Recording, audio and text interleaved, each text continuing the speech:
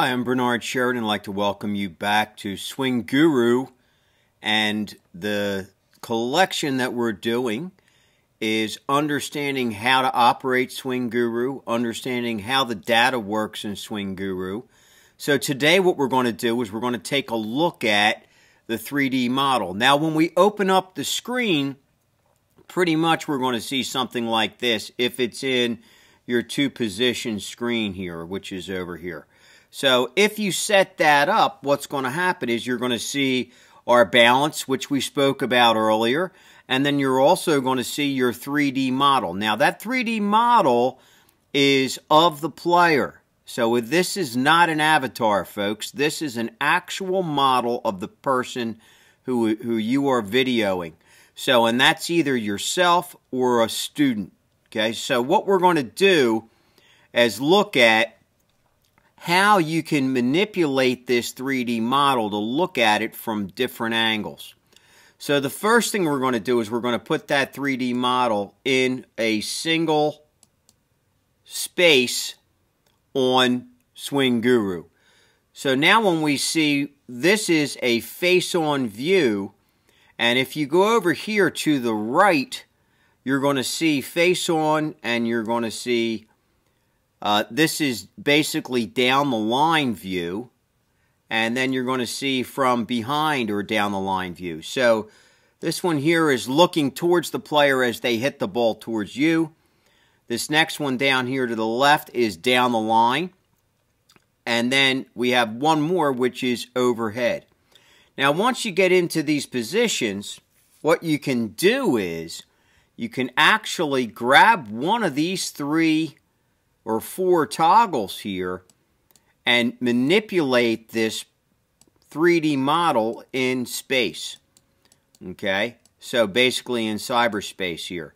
So this would be directly down the line. That would be that position, and then if I want to square it up, I can look at that from all different positions here.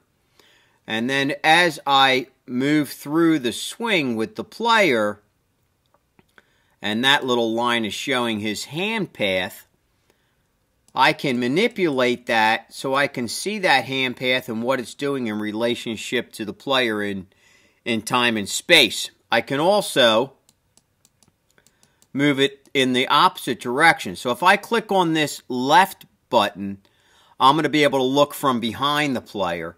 If I click on the right, I'm going to be able to look down the line from in front of the player.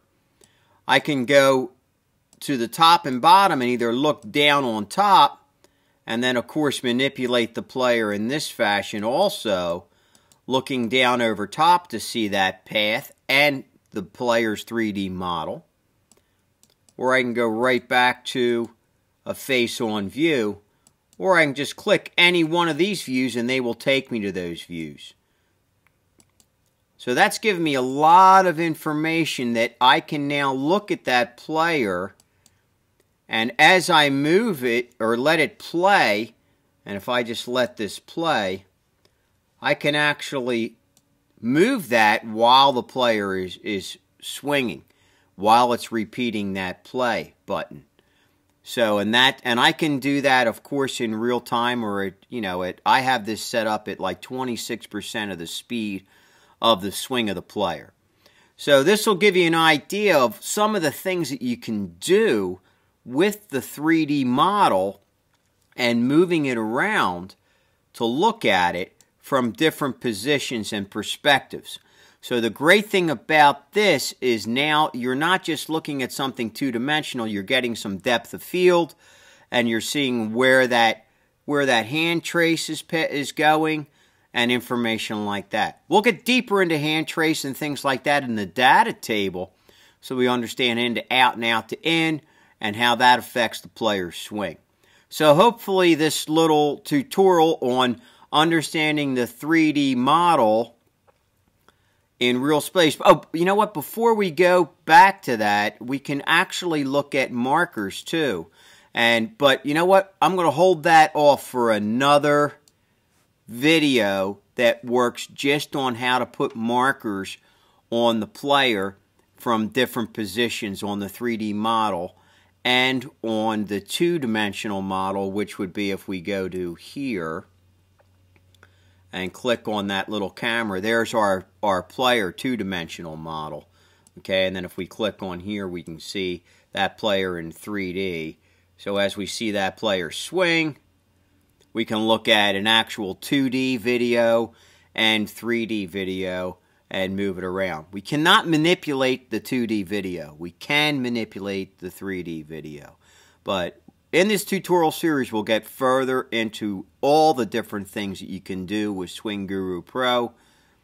And I'm sure that as an instructor or as a student, this is a lot of great information, and you can see things that you would never see in a 2D model type situation like a standard camera. So once again, I'm Bernard Sheridan from Par Breakers Golf Academy, your swing consultant for Swinguru. If you have any questions, don't hesitate to contact me at parbreakers@gmail.com, and I'll be right there in a very timely manner to answer any questions that you may have. So hopefully you have a great day. We'll see you next time.